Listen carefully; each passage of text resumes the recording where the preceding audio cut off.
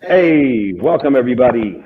My name is Trent, aka TD. I'm joined by my co-founder Sanika, my UPX Podcast co-host BDag, the UPX Podcast OG, Too Stupid to Win, and More Cheese and Ben 68 from the Whine Cheese Show. Folks, how are we doing today? Ah, Doing man, good. having a good time. Thanks for Yeah, having us this is on. super cool, man. Yeah, I'm so glad we were able to do this and gather everybody together. Um, yeah, we've had an incredible couple of weeks. Sam, Tall James, and I. Yeah, full panel today. That's right. Hell yeah. So awesome. Well, let's get right into it. For anybody new to this show who don't know who More Cheese and Ben 68 are, they are Upland OGs. Ben is the founder of UBU. You can see in his background there, Upland Development United.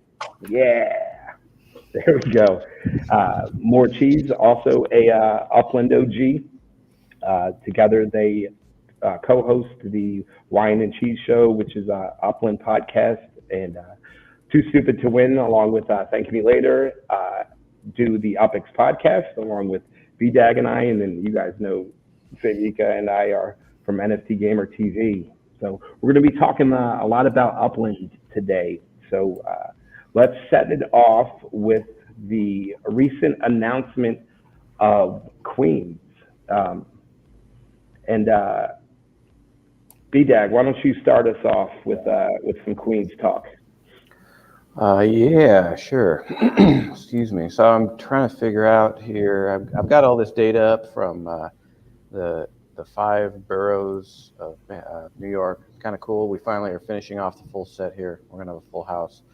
Uh, New York City, for those of you who don't know, it's a very large city in New York, and it is comprised of five different cities that all combine together under one unique government. And so you've still got these five cities that are now called boroughs that run their own affairs, but they still all run under the auspice of New York City itself.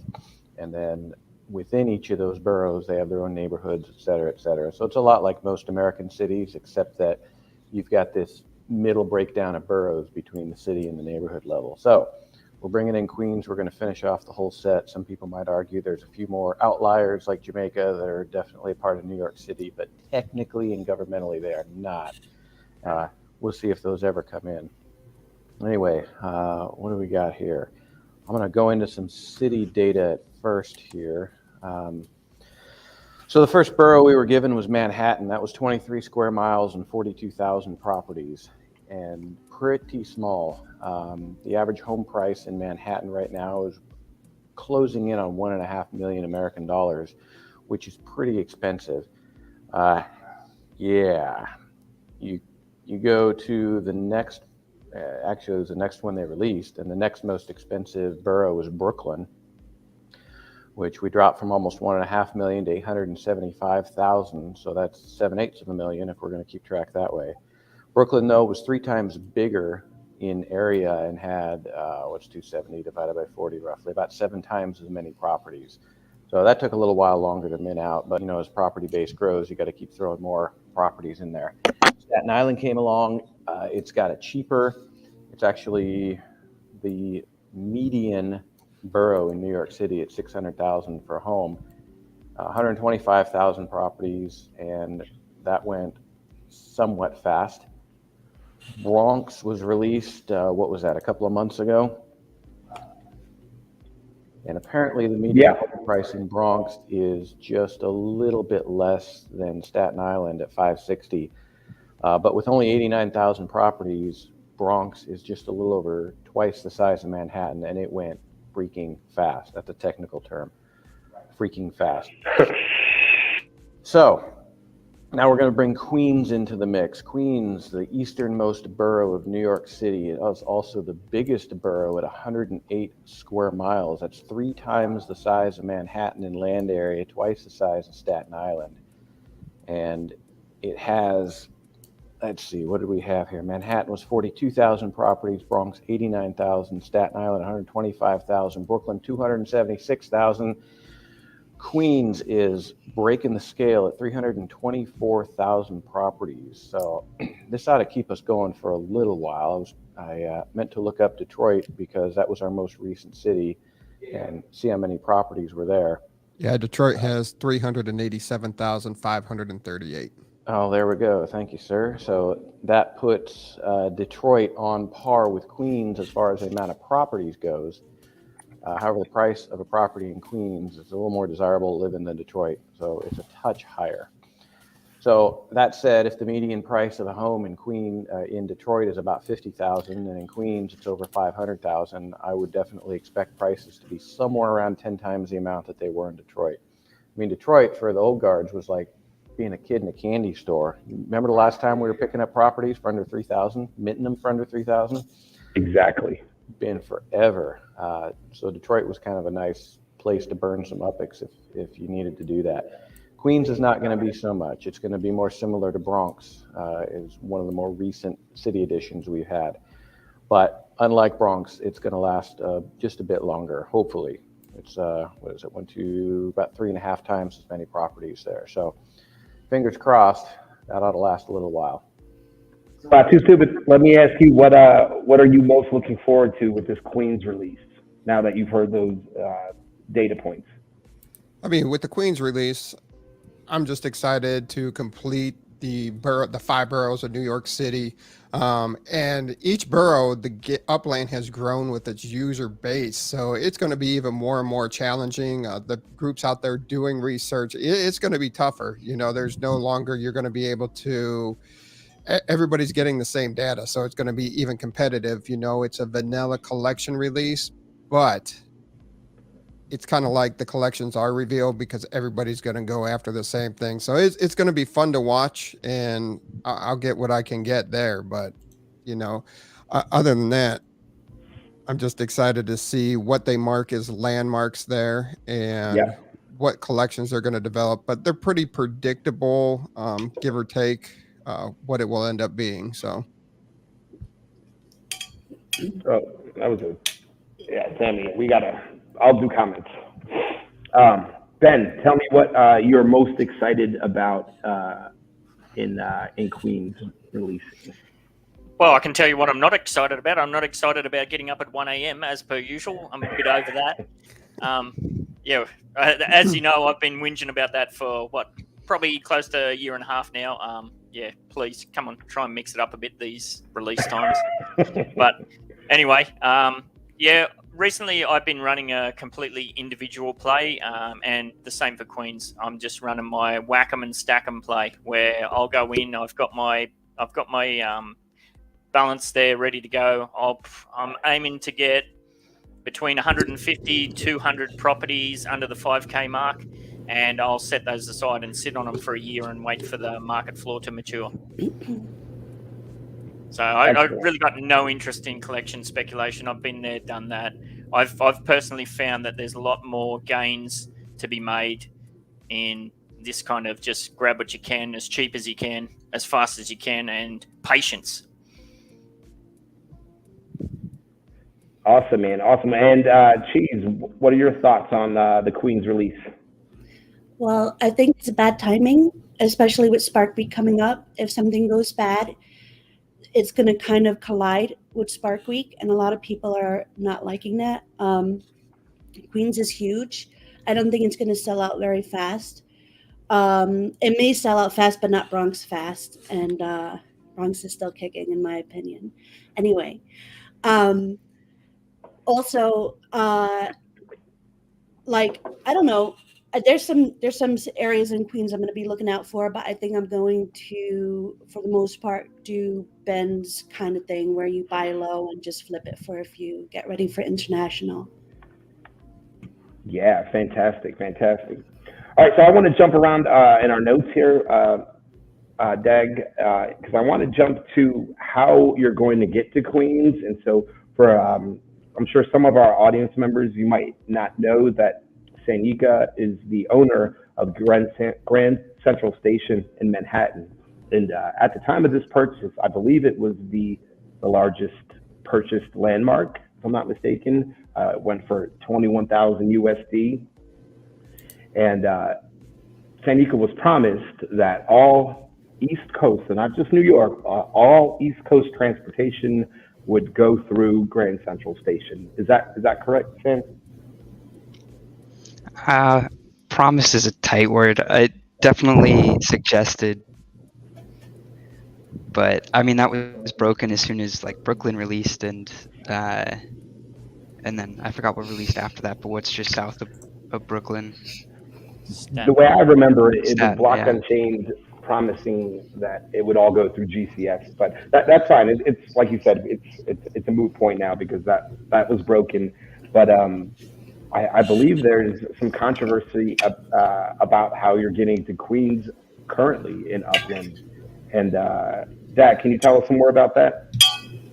Yeah, so I won't claim that this is 100% correct, but I dug a little and asked around with some of the staff to make sure that I understood how this was going to work.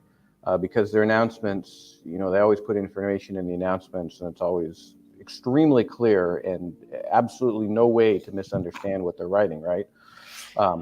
If there's 6 ways to misunderstand it, we're going to misunderstand it in the worst 7th way possible. So what my understanding is, obviously it would be ridiculous if you land in JFK, which is in Queens, you land in JFK, you take the train to Grand Central so that you can get on another train to come back to the Queens train station. I mean, honestly, that would just be stupid. And I think a lot of people mentioned that a long time ago too, like, oh, this is the way we're doing it, Grand Central. What's going to happen when Queens comes online? So put that with the promise apparently that was given to Sanika and who made that promise.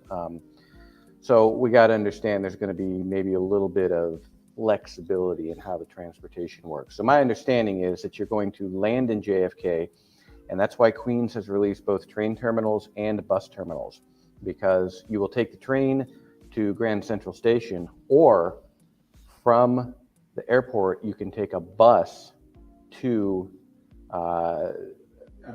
whatever bus station in Queens.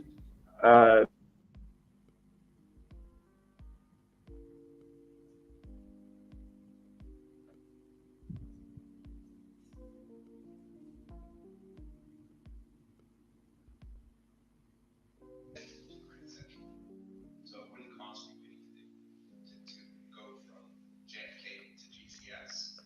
But then if you have to take the train back, I hear you, because you're landing in Queens, right?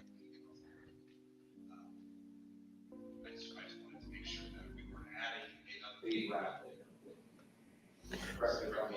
Right, fair enough. And sorry, I was thinking a little bit of how IRL it would affect too. But yeah, you're right. So my understanding is you will land in Queens, you will take a bus to the Queens bus station, and then you can float from there. And that's where they messed up, though, is when they put JFK and they attached it to Manhattan, so that screwed everything up. And I still think Grand Central Station, Sanika, you're still going to make out great, because there's a lot of things that are just going to be train terminal straight from Manhattan itself that you'll reap the benefits. It's still early for Grand Central Station, and yeah, the bus terminal is a brand new thing. So that will be interesting to watch that play. Instead of, it should have been, if they did it right, JFK was part of Queens and you could have just taken any send, but they messed that up in the game mechanics when they started out. There wasn't a lot of forward thinking on that part. And just really quickly, sorry about the audio issues. Sandy and I both have admin privileges, and we keep bumping heads, and we're fixing it privately, but that won't happen again. I'm sorry, my audio cut out. Awesome. All right. So what's the resolution for fixing the transportation to Queens? What's the best route that Upland could put forth for us? Honestly, I think what they put forth is a reasonable compromise. I mean, nobody wants to go to Grand Central and then come back into Queens. So taking a bus from the airport to Queens bus station really makes sense logistically. And it's kind of a slight to all travel through Grand Central, but honestly, as much as I like Sangika, I think this is going to be better for the game in general.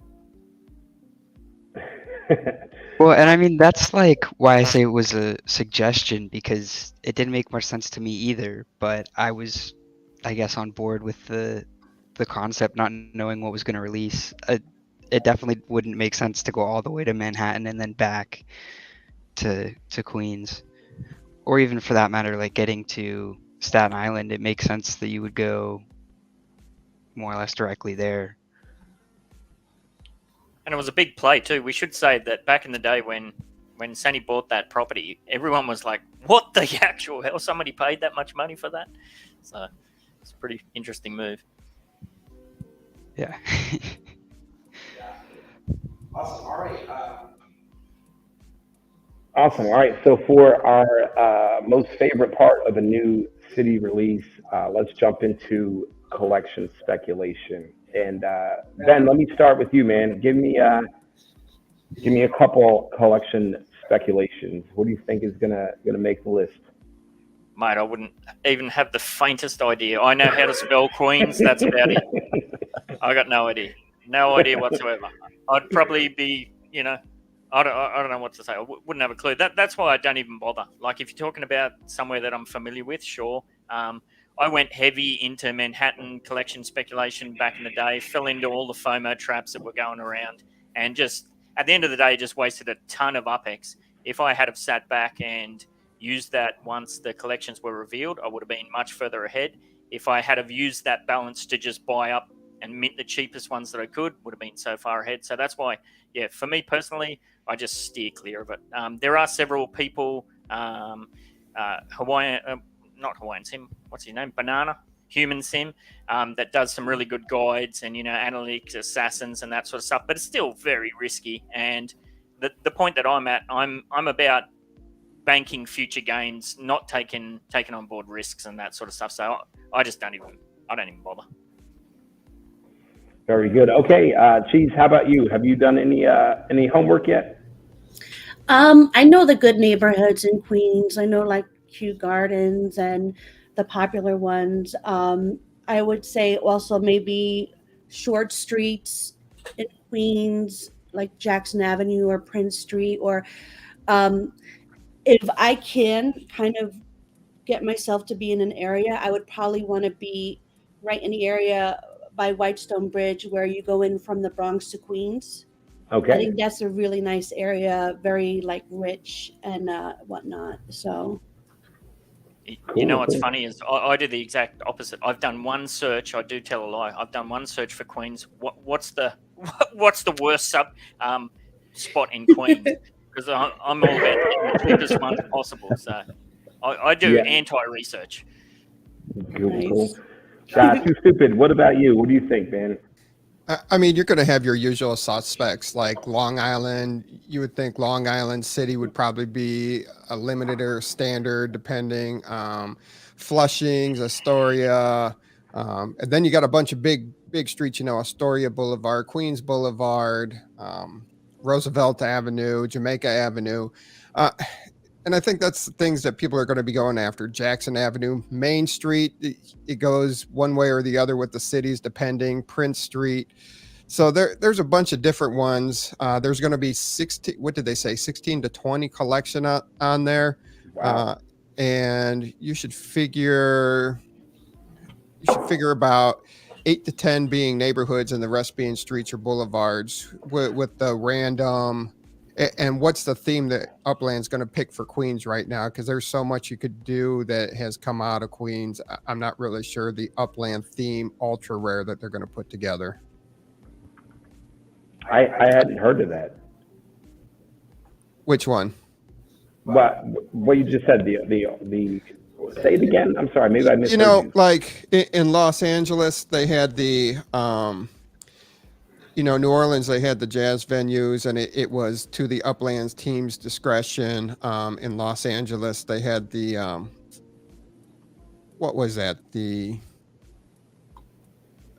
Like some kind of LA Life, or I forget what it was called, but Sounds of LA. Hollywood Lifestyle, Sounds of LA, Scenes of LA. So that was picked by the Upland team because, you know, they had the issues in the Manhattan release with the collections where everybody was like, what about this building? What about this property? What about this property? So now they said, we picked it with our own stipulations to it, and nobody's changing our mind.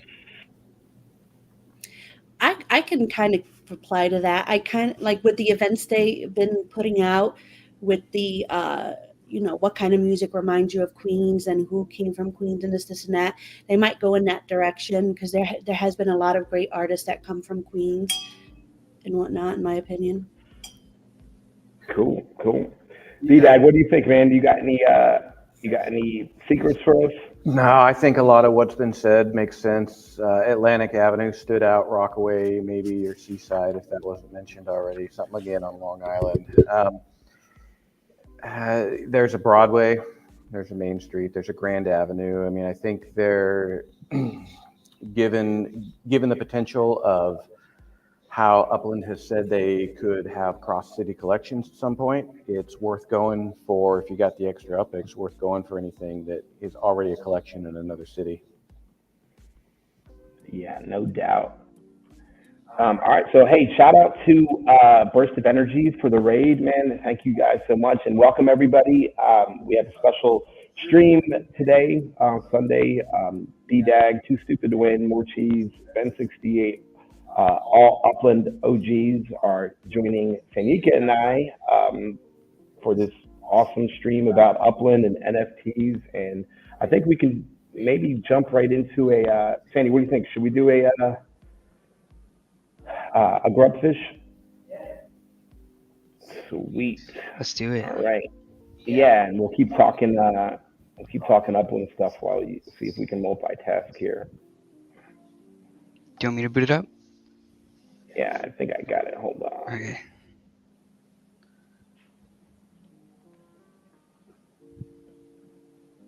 Yeah, there we go. All right, you guys know what to do if you've been here before. You want to do wax or Upland? Let's do wax since first brought up. TD, did you share just a tab or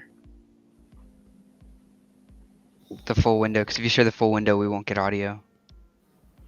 Just a tab. Do you want to try to do the full window? No, here. I can't do the full window the way I have it set up. No, I mean, you're sharing instead of your full screen, you're sharing a window. If you share beneath that and just share a tab, you can still share the audio. Interesting. Let me check that out.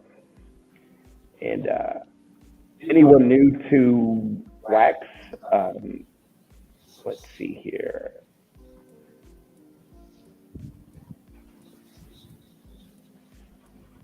We're going to be playing Grubfish, and what you want to do is type !play and then followed by your Wax wallet address. And if you don't have one, just put your Upland username and we'll figure it out.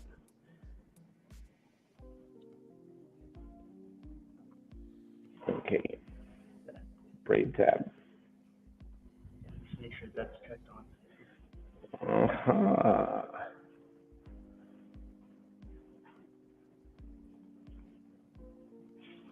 Boom. All right, there we go.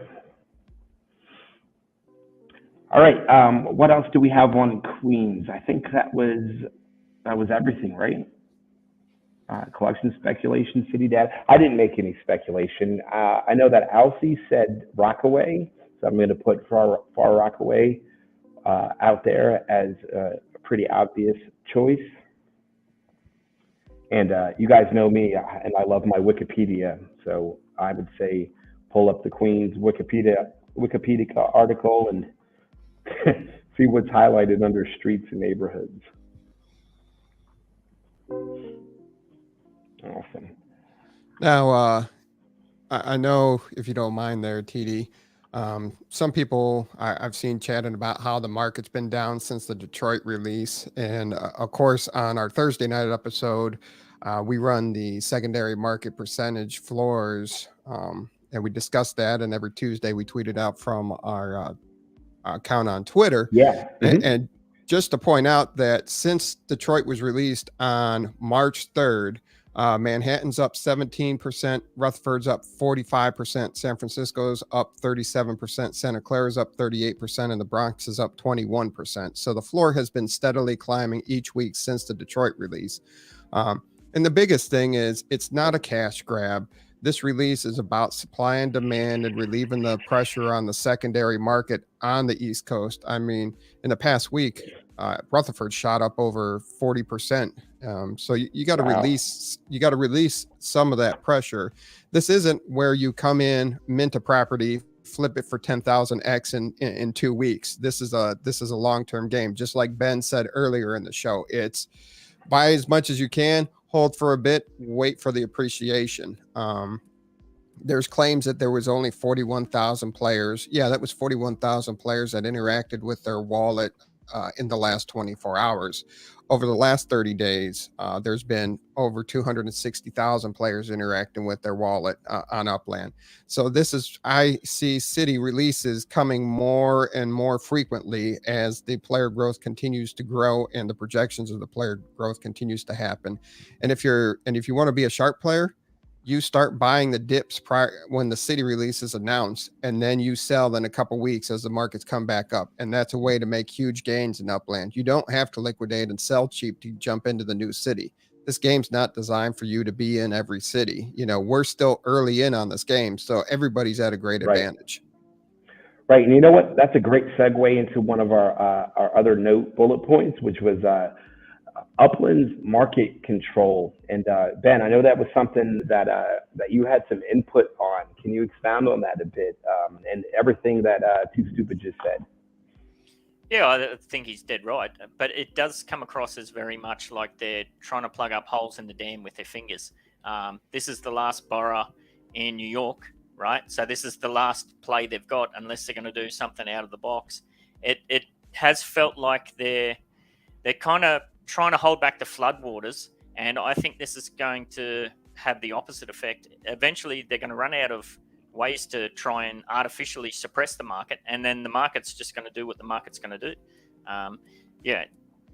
We know this has been a long-term play where as soon as the announcement's released, everybody loses their minds and starts selling stuff below mint. I mean, after that last release, I started selling, and I've ridden the market floors all the way up. I've saved 10 million almost in what's it been, a month since the last release. And now we've seen the markets crash down again. For whatever reason, personally, I don't really get it. Why people just go lose their minds and buy up at just incredible markups. I don't really get that myself unless they're trying to make a map or something. But if that's the game people are going to play, then we're going to play it. It does come back to a lot of the language that Upland has been using. And I mean, we know the founders are heavily economics based, but, I only did 2 economics subjects at uni. So, who am I to say anything against somebody who's got a PhD in economics? But some of these moves really do get you scratching your head. Going back to when we had that first dividend drop, a drop from whatever it was, 17% to 14%. And the justification for that was always about when the community has other means to earn, then we'll drop the dividend rate. Well, hang on a minute. 10 people had Block Explorer shops, and they gave everybody in the community a haircut. It's right. Some of these moves I just really don't understand. And if you read in the language with some of the wording that they use when they put these announcements out, what was this one? So for the city release of LA, they say demand for property in Upland has never been higher, which is a good thing. New inventory is rapidly being gobbled up by our passionate community, which is cool. And they're worried about the market going to, and they use this term a lot, unhealthy levels. Well, what dictates the market levels? Shouldn't the market be allowed to sort that out for itself? Agreed, 100%. Yeah, that they talk about releasing pressure in some areas by putting supply in other areas. But mate, I can tell you where I live here in Australia, the prices in my neighbourhood, as it so to speak. Well, we moved here into this house 5 years ago, and we got in by the skin of our teeth at $500,000. Now the properties in my area sell for $1 million. It's little neighborhoods. That's just what happens. The market runs its course and does its thing, and we have Upland as a kind of overreaching master of puppets, kind of pulling the strings and trying to play all these games. I think ultimately, they're going to run out of strings, and the market will just do what the market's going to do. And I agree with you. The market will do what it needs to do. I think they're still controlling the strings because it's early on and they don't want it to rocket just yet, because as Recurrier just said, there's still a lot of East Coast big time cities that can be released, but they're playing a tricky game that they're walking a fine line. Yeah, I think they're trying to hold back the rubber band, but in actual effect, they're pulling the rubber band back so that once the pressure does get released, which it eventually will, the floor prices in Manhattan, for example, will just go absolutely bananas. Instead of, if they had have just left them alone, it would have run its normal, troughs and, runs and all that sort of stuff in amongst all the city releases. So I don't know. We'll see. It's this game's all about patience. If you don't have the patience, you're not going to do well. So if that's anything we've learned, that's it. Patience is the key.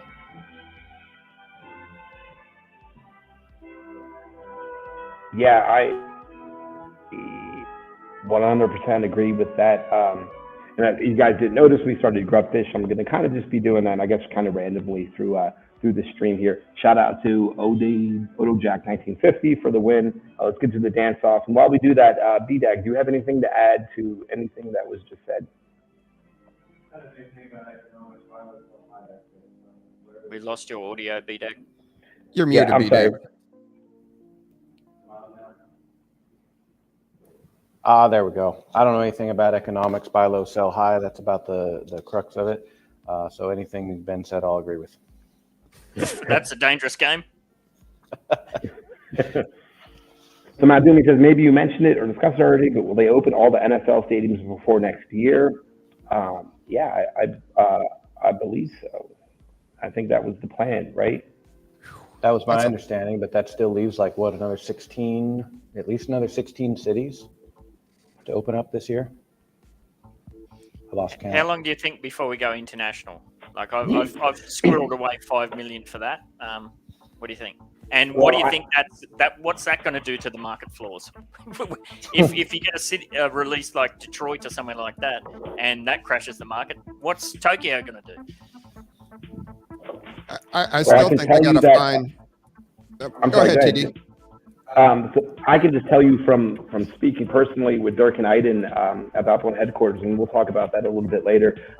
They did mention that international was and is high on their list, and so I don't know. I would probably expect it maybe later this year.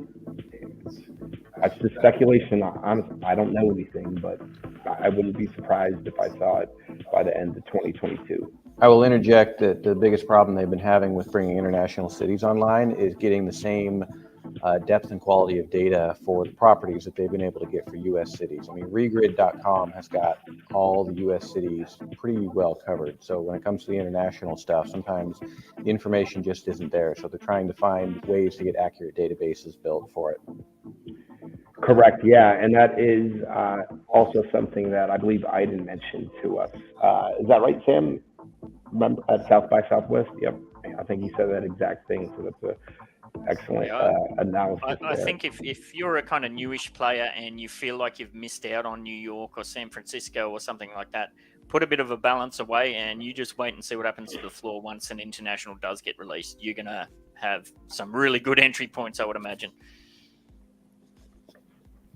Yeah, absolutely. All right.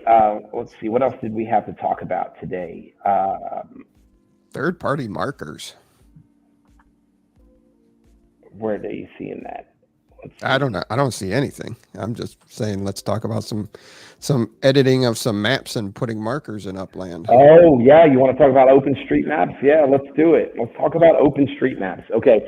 So recently, OpenStreetMaps and we can probably share that screen too, right? Let's go take a look at what OpenStreetMaps is, right? So it's openstreetmaps.org. And I think I can share my screen here.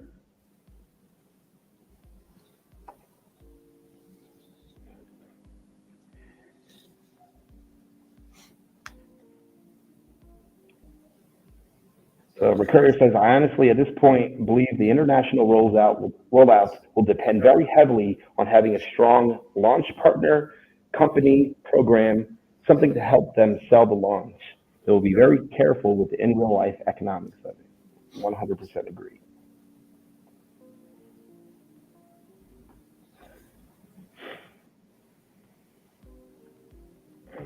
All right, boom. Okay, so this is OpenStreetMaps.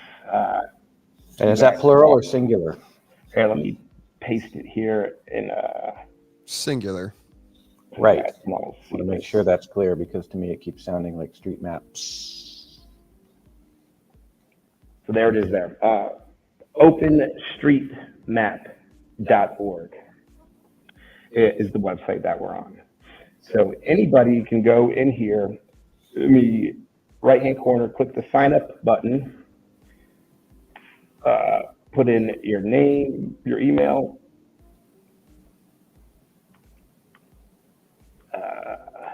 TV, and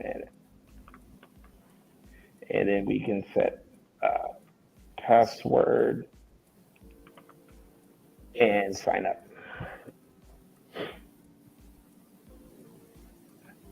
Contributed terms, rest of the world. Yes, I've read all of this already. I'm not just checking those. I actually have read all of them. And what sort of general things do they say? All kinds of good stuff, BDag. Don't try to put me on the spot here. I'm not putting you on the spot. I'm just trying to lead into where this could be going. 1 second. Let me see. Essentially, they say this isn't a personal playground. The data Exactly. you input has to be accurate and correct, and it needs to be from firsthand data. Don't just pull it off of Google Maps or anything like that. Yeah, so the Google Maps thing is a big part to it. This email hasn't come yet. Let's see. I'm going to check my spam folders.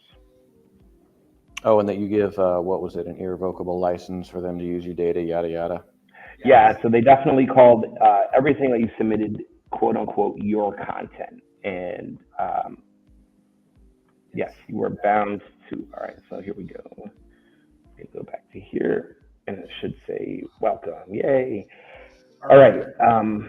So now from here, this gives you kind of like the instructions on mapping and how you would add it. So just for everybody following along, it's just important to know that so there's two applications, third-party applications at play here. The first is Mapbox, MAPBOX, and that's what Upland uses to present all of the visual map data that you see, with the exception of the geometry of the properties. So like the rectangles and all of those geometrical shapes, those come from Regrid, BDag, right? Correct. Okay, and so that comes from Regrid, and everything else, like the streets, the color of the water, the color of the topography, all of that comes from Mapbox. Mapbox pulls the points of interest data, so that's that little map icon on your lower right-hand side. So when you click that, it turns on all the labels. All of that data is coming from OpenStreetMap.org, which, as we're going to show you, is an open source, crowdsourced tool. And it's really as simple as searching an address like 1445 Southwest Broadway, Portland, Oregon. Let's see if it finds the hotel van. So, okay, boom. So you guys can all see my screen, right? Yep. Yeah. Cool.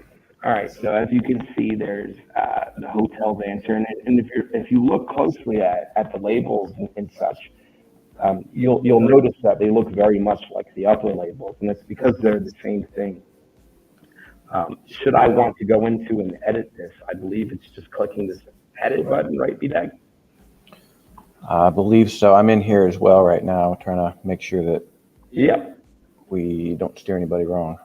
Yeah. And so I just clicked that edit button there, and I'll click this edit now, and boom. And now I am in the edit section. You can see over here the feature type is hotel, the name Hotel Vance, etc. Um, if I were to change this, erase this, do anything to it, it will update on the OpenStreetMap side, and then eventually Upland is going to query this API, pull the data, and present it in Upland. And I say all of this to say that these labels have never had any actual value in the game of Upland. They maybe perceived value, but I would say very much of it is misplaced value. The fact that I can go in and add a label, remove a label, that should render it useless, to be honest with you. There has to be some kind of review process, though, surely, isn't there? So there's not. There is community policing, right? And so I can give you a great example. So recently, and as some of you may know, there's a player in Upland who has turned this into a business, where they're going in and adding these labels and charging an UPX price for them. This particular individual added a fictitious bank by the name of Danny's Burner. I guess their name was Danny, or someone they knew was Danny, and we all know what a burner is. And they added that to a label as a bank on a property, right? As soon as we saw that, the UCN community, it was posted in our internal channels, like, what is this? This is not okay. I saw that. I went in, I removed it and reported it, and that individual got a direct message from the moderator saying, the same thing that BDag just said, like, this isn't a playground. This isn't for you to be, providing fake data, false data. They were also putting like their Upland referral link into the company website field for that particular piece of data. Like, for example, we're at this hotel here. Well, I could put the hotel website into the data so that it populates, and they were putting, our Upland referral code, which, that's not, in my opinion, that's not testing things out as they had claimed. That's pretty, pretty obviously misuse of the platform, which is against the terms of use. And so, with all of that said, one second here. So the important thing there is this is a third-party feature. It's not attached to the NFT, which is your property in Upland. It provides no extra value. It's nice if you want to call it flair, that adds a little something conversation piece. What really gets upset with me is these people that are out there on the Facebook groups or in Discord saying, I have this car dealership or I have this gas station, buy it now cheap before cars come in. You're not getting, and they're using those third-party markers to inflate the value of their property. And new players are like, oh, I'm going to get a gas station, so that will help me make money in Upland. So that's very misleading. And that's what really gets me upset with the whole third-party markers. You got the people that say, well, they're the first things to sell in an area. Well, absolutely, because people don't understand it adds no value. People do collect churches, people do collect things, but it's not attached to the NFT. You don't own it. If it's a business, you don't get that business in Upland.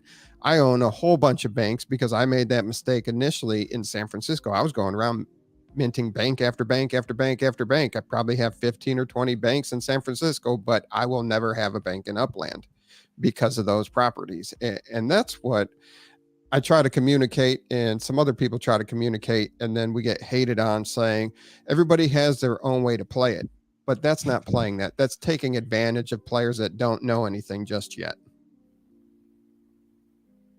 And do you think like players deliberately frigging around with that via the third party thing, is that going to put them in a situation where they're going to break any terms of service within Upland? Is this going to be like an Alcatrazable offense, or is this just going to be the open floodgates for shenanigans? Shenanigans, in my opinion. Nice. So I'll start renaming everything Dog Patch Sucks. Stir up some real fun.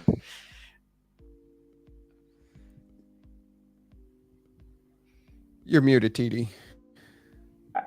Yeah, sorry. I think there's just. I apologize to my co-hosts and everyone. This is the first time we've done this many guests, and we're trying our best here. Cheese, what do you have to add to the third party thing?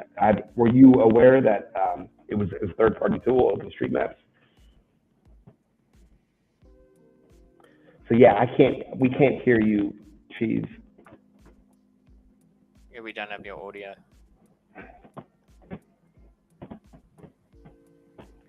Yeah, let's see. While she's getting sorted up, I can say Hello? that she's. Oh, there you go. Yeah, Go for it. yeah, there we go. I can hear you now. All right, what were you guys talking about? I wasn't really paying attention.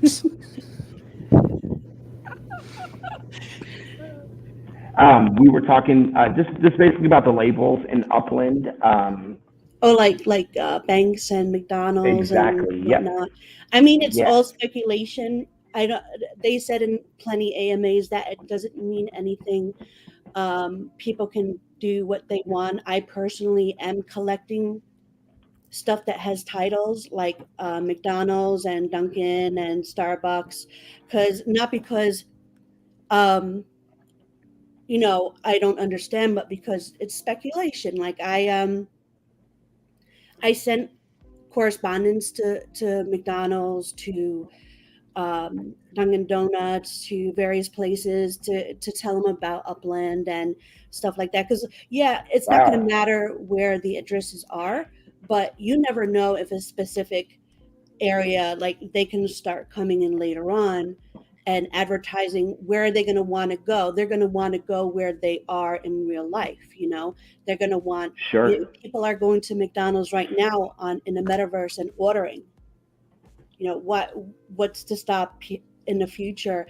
And of course, it is speculation. I could totally lose out on everything, but at the same time, maybe I don't. But I know that, and Upland has specified that. So I don't think it's kind of like, if people want to do their research, they can find out. I don't think this is the type of game to kind of just come into willy-nilly. If a new person doesn't do their research and doesn't see the last few AMAs, in my opinion, that's on them. Agreed. Yeah, and I think the most important point to stress about all of this, and no offense to anybody's, I'm all for capitalism. I think BDag is also, it's whatever creative way to generate UPX or USD or wax or whatever. We're all for capitalism. It's just when, in this particular case with the Upland labels and using an open source tool, which anybody who's familiar with open source knows that community holds their values like very dearly. And just in my opinion, using an open source software, which to be honest with you, I would feel like that there's a violation of the licensing agreements. When you check that terms of use box, you're agreeing to 2 specific open source licenses with regards to your content. So everything you create on that website, you're agreeing that is part of, this specific open source license, which, if I'm not mistaken, that you cannot mix that. You can't mix open source and commercial. I couldn't be running a major corporation like Uber and using LibreOffice instead of Microsoft Office, or using open source software for my employees to be doing commercial work with, and not violate that open source agreement. But of course, I'm not a lawyer, and this is all just speculation. I would say at minimum, it's an ethical issue, specifically calling the labels a luxury or value, as it was put in, because they have no value. They're identifiers. That's it. I think what's kind of blown this up at just recently is like this ability to be able to edit these has been in the background of the community for well over a year. I think this new play with people charging it as a service, that's what's really thrown it out, because these people could charge and get income for altering the tag, but then 10 seconds later somebody else can come along and delete it. So they're selling something they have no control over. Exactly. And yeah, absolutely. And specifically knowing that this particular individual has a history of adding fictitious tags, I'm sure their accounts being watched by the moderators of it. And so I know that I would want to pay for something that was either not accurate. I would want my the label to be on my address, even though like the important thing is next door, and I wasn't quick enough to that one. So could you put that label on this parcel here? And I'm not accusing anybody of anything. I just know what people would be willing to pay for it, and it would be stuff that's normally not on the up and up. So here we go. Rex got something to say. My take: when you're speculating that a company might want to own their in real life headquarters or major office is a reasonable game move. It's establishing an IRL/metaverse link. Telling an uneducated player that the gas station will give them an in-game advantage is an intentional con, not acceptable. Agreed. Yep. Cool. BDag, what comments do you have on the subject? One thing I want to add is if you are going to do it, I'm sorry, you're muted. I don't know how people are getting muted. All right. If you're muting yourself, just don't forget to unmute. Yeah, that may be the problem there. Yeah, everything so far so good. If you are going to go in and edit those labels yourself, I will say from personal experience, be very careful what you're doing in there, because it is super easy to accidentally grab another object, because there's so many things that are layered on top of each other that you can try to click one thing and easily click something else and then screw it all up. So if you're going in there with good intentions, be real careful about what you're doing. If you're looking to add a tag to a property, first of all, verify it, make sure that that is correct. But secondly, there are two different ways to add a name to a property. One of them is to take the polygon that sits over top of the building, and you can add a name to that, but that won't show up in Upland. You've got to put what I think is called like a landmark tag, marking specifically what that property is, and you'll note it as a restaurant or as a bar or as a theater, as a school or gas station, whatever it is. And then from there, you name that landmark tag to what it is. Oh, it's this elementary school. Oh, it's a McDonald's. Oh, it's an Exxon station, et cetera, et cetera. And then your edits won't always take right away. It could take 2 to 3 weeks, or sometimes more, I guess, depending on the volume. But it can take a little while for those edits to go live, because they've got to go live first in OpenStreetMap, and then I don't know how often Upland pulls from OpenStreetMap, but then they've got to get pushed to Upland itself and update their mapping system. So it's not just a get in, get out, bada bing, bada bang, bada bom, bada boom kind of thing. There's some intentionality that needs to be put into it to do it correctly. I'm surprised there's not some kind of litigious aspect of this. Like if you're a company and any knucklehead can come along and change the tag on your property, seems a bit weird. Like, because this would all be tied into like when you're driving in your car and your directional stuff, wouldn't it? Surely. Yeah, absolutely. If a what is it called? A GIS system you're using pulls from OpenStreetMap, which honestly I think is a terrible idea to use crowdsourced stuff for people's safety, but if that's the case and you're given poor directions, then yeah, it could very well be due to somebody either innocently or maliciously putting incorrect tags on things. Yeah, like a burnt ex-employee or something, changing it to Dildos Right. Anonymous or something. Oh, you would, the sky's the limit. exactly. All right, let's run another growth pitch, and we'll dive into the next topic. TD, are you muted? Yeah, you gotta unmute yourself. Whoops, after I asked everybody to do it, what did I go ahead and do? Cheese, I know that you had a pretty interesting story to tell us in the pre-show about some one-of-one director block explorers. Can you tell our audience about that? Sure. I was actually in a cafe when it happened, and it was, from what I understand, don't quote me direct, like exactly, but Cam had that Guy Fawkes kind of mask or something like that, and he had sold it to Abdullah. And right after, he got correspondence from Upland saying that he wasn't allowed to sell it due to some copyright issues or something or other. They didn't really specify or get into details with him. And I mean, he I guess he was just like, whatever, it was already sold. Nothing can really happen. And for a while, nothing did happen until he noticed that he had the Guy Fawkes mask in his inventory as well as Abdullah had it in his. So they were both able to kind of use it at the same time, which was weird, but it gets weirder. So originally, Cam wanted a bowl of nachos and cheese. And we were all in the cafe like a couple of days ago, and when it happened, and all of a sudden Cam's like, oh my God, I have the nachos I always wanted. This is cool. But then they saw that Abdullah's mask turned into a plate of nachos as well. So just to summarize what happened, Upland said that the Guy Fawkes mask violated a copyright, but they had already produced it and given it out, right? Exactly. Yeah, they created it.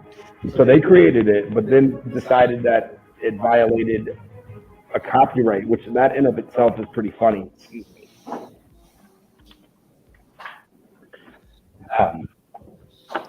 And there's a lot out there. There's a lot of BEs that are definitely an issue with copyright, and it's going to be really weird to find out what's going to happen with that. Yeah, it seems like they've opened Pandora's box here, and the way that they're able to just go in and edit or change your one-of-one block explorer raises a lot of questions. Well, the thing is, like, it's an image. So, I mean, an NFT is basically just a timestamp on the blockchain, right?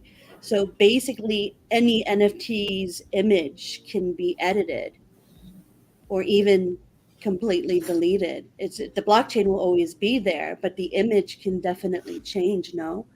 So wait, I have a question then. So who was the player who sold the mask? Kim? Cam. So Cam it should, Dela Cruz. okay, so it should have a name, something like camdelacruz.svg. And if that's the case, then Upland would be changing camdelacruz.svg to be a plate of nachos, right? Yes. Ah. Yes.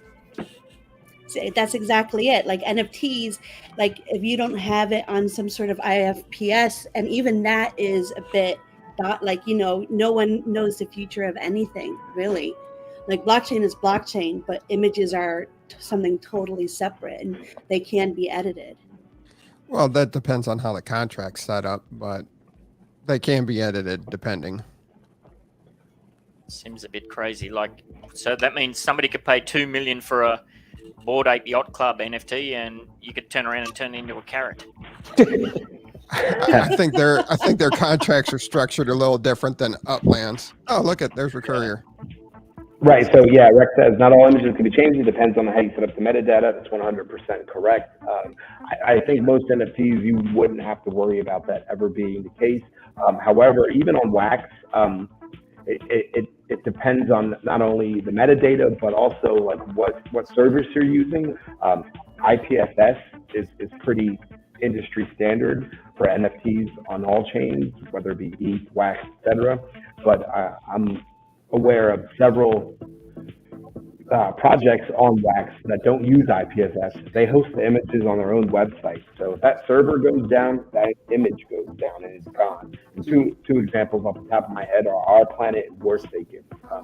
If you go look into the metadata, you'll see that they are hosting those images on their own web server and not via IPFS, which is basically IPFS. If you don't know what it is, just distributed storage, like peer-to-peer file sharing. If you remember Napster and such back in the day.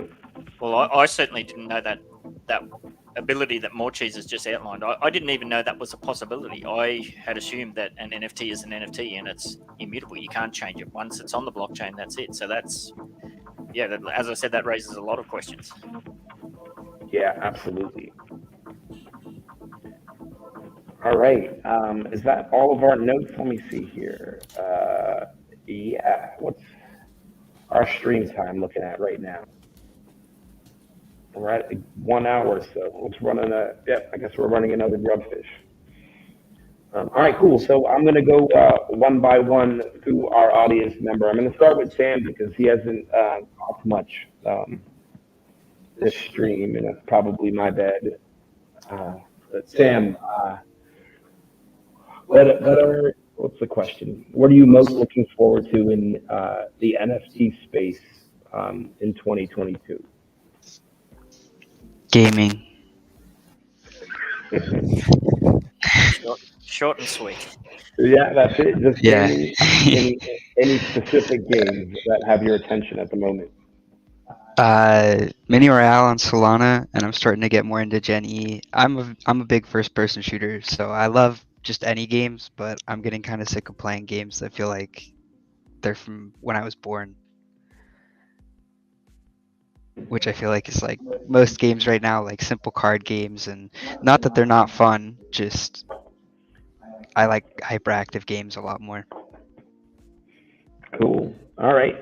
Too Stupid, what are you most looking forward to in the NFT space in 2022? Name, image, and likeness deals. Yeah. Hell yeah.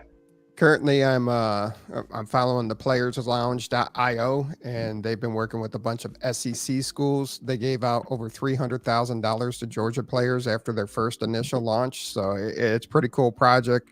Going down to meet the founders this week down in Athens, Georgia. So it should be a good time there, doing some golfing, some after parties, some silent auctions, and meeting some former and current University of Georgia players. But they're expanding throughout the SEC, and I think they're going to be getting some different conferences involved. They've been doing some cool things on their Discord too. So I'm interested to see how name, image, and likeness works with the NCAA athletes. And it's just not the football players, it's gymnasts and softball players, and it's just not your mainstream stuff. So I'm pretty excited for it. It gives an avenue for the college athletes to earn some money while they're working so hard in school and their athletics. Excellent. Cheese, what are you most looking forward to in the NFT space? I'm gonna have to agree with Sanika here, and the gaming. Like, I'm a gamer. I'm a day trader by day and a gamer at night. So I'm basically always on the computer, and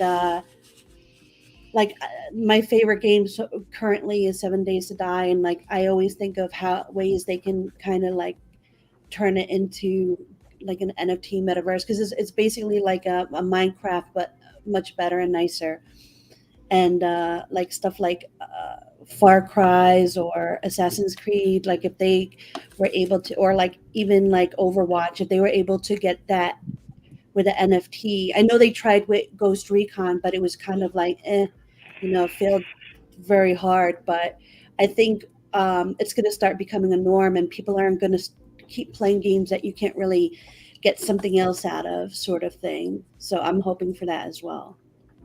Awesome. Ben, what about you, man? What are you most looking forward to? I'm pretty narrow in my focus as far as what I, spend my time playing around with. So, all of the stuff that I've been working with Cheese over the last year with the UDU and that side of things has been about neighborhood development and getting set up for that.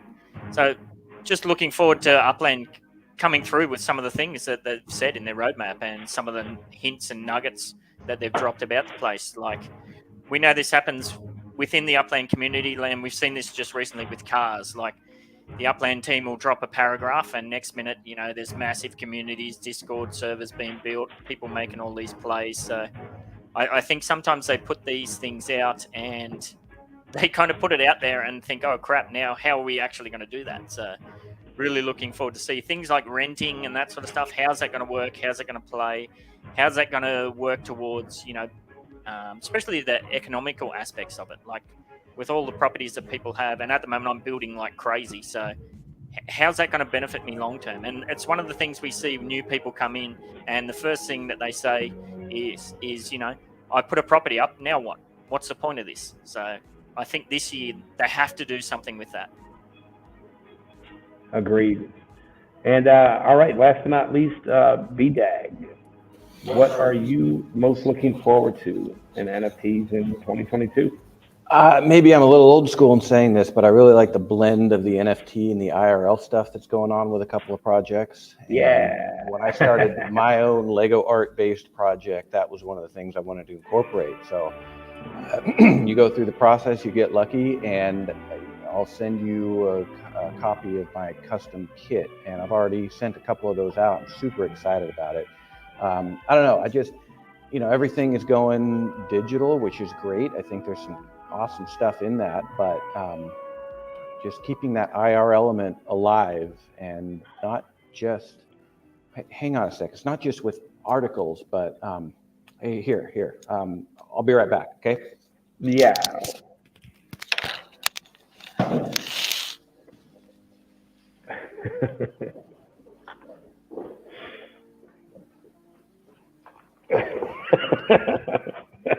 Hey, PD, it's you. We're here. Yeah, man. What's In happening? case you didn't know, we're here with BDag here in Portland and live, and it's super awesome. So yeah. So we got, who did we lose? Sand. That was BDag. San, oh yeah, BDag's one over there. That's hilarious. Cool. All right.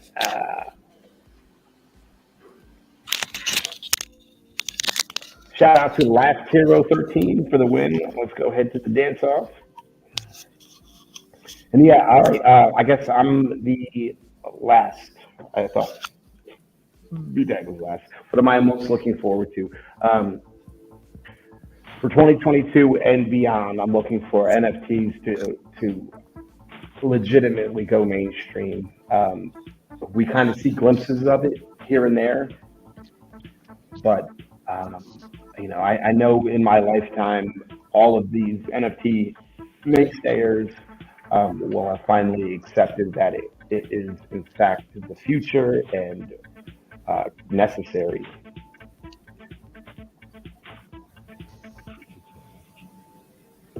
Awesome. So OP Influencer says PUBG is the only game that realizes their Steam NFT outfit should be real NFTs.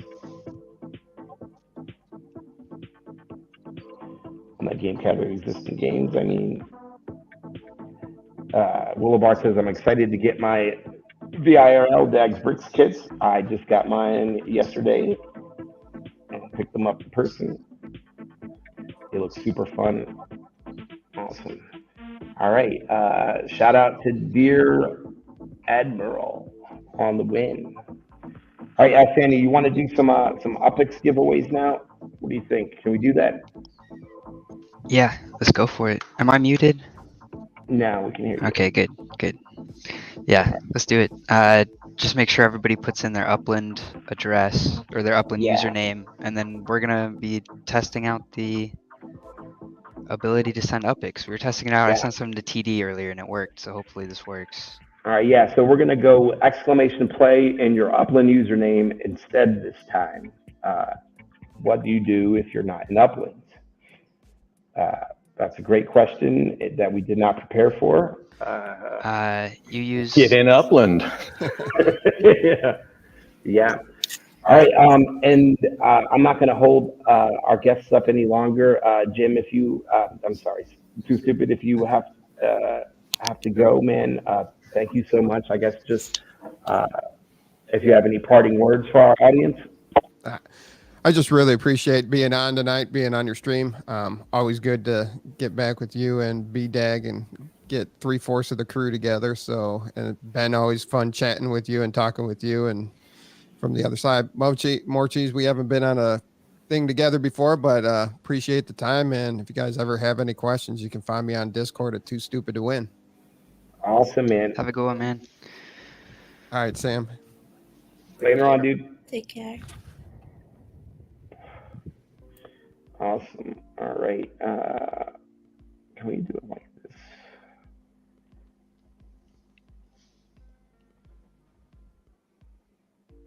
Yeah, that might be a little bit better there. All right.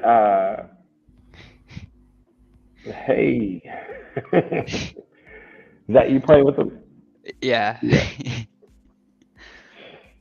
Cool. What is Upland? That's a good question. Upland is a property trading game on the EOS blockchain. Is it? I thought it was an NFT metaverse, and now it's an NFLPA metaverse. now it's a car racing simulator. It's Gran Turismo 3, and next week it's going to be Joe Blow's God knows what shop. It's a metaverse, Ben. It can be whatever you want it to be. There you go. All right, cool. I guess it's whatever they want it to be. Whoever they can partner with. Awesome. Got All to right. keep the lights on in the office. Last call for Grubfish. I didn't get in. I'm sorry. I don't know if this is going to count me. Oh, yeah, I haven't been grub splitting at all.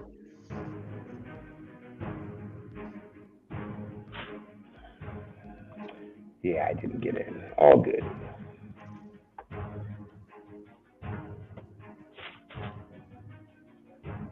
It's making me hungry looking at them. Crypto Brainiac is saying that being from Russia, you can't log into Upland. Did they block Russia? Oh, It's a good I question. wouldn't be surprised at all. I didn't know that they did that, but it might be PayPal, I think, did, right? And so you definitely wouldn't be able to do any fiat out. Also, to be fair, I wouldn't say Upland really claims to be fully decentralized at all. They're pretty clear that they aren't, if anything. Right. I remember when we met them in Austin, that was a big thing that was Right. kind of refreshing to hear from them. Because I don't know, I get frustrated when projects say, "Oh, we're fully decentralized," and then they have centralized control over stuff. At least admit when you don't. Cool. All right, Sandy, I'm going to send these to you and DM. Yeah, I can just grab it off the top there. And go to dance off. All right, BDag, do you have any closing words for our audience? No, we've been, you and I have been missing it with our Upland podcast for a while, but our own projects took precedent for a bit, hoping that we can, I know it's not going to be IRL, but I'm hoping we can be doing this again together, get back on our regular scheduling. Yeah, dude, without a doubt. Let's make sure that we are circling back to this maybe on Sunday. That'd be super cool. Cheese, any closing thoughts for our audience? I just want to say good luck in Queens. Good luck in the upcoming Spark Week. Thanks for having Ben and I on your show. This was awesome. And yeah, that's it. Cool, awesome. So- Ben, what do you got for him? Oh, just say keep an eye out for the new show that we're putting together for UDU, where there's going to be a lot more public participation, new podcast show, and your chance to go in for a chance at 1 million UPX every week. So keep your eyes peeled for that. Holy cow! And what's the details that we need to know on that? If you want to head over to mve.productions, you'll be able to follow the links from there. Here, let me put that up on the screen for them. So it's http://mve.productions. Yep.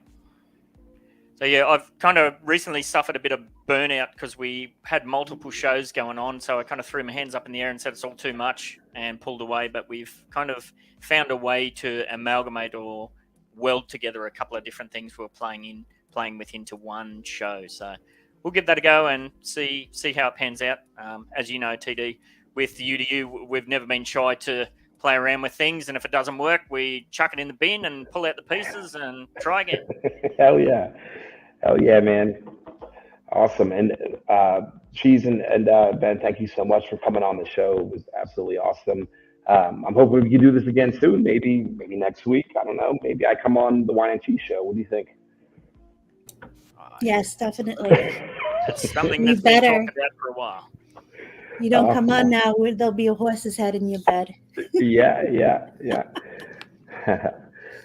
Sandy, what do you got for our audience before we let them go?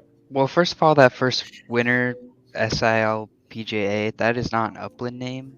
So I guess I'll hit you up in DMs and we'll try to figure that out. Other than that, congrats to the winners. Thanks everybody for joining us today. It's kind of cool to have so many people on one stream. Yeah, it was a little bananas. There's always some hiccups with this, but we'll just keep plugging along. Awesome. All right, everybody, thank you so much for watching. I'm going to find somewhere cool to send you. You have a good night.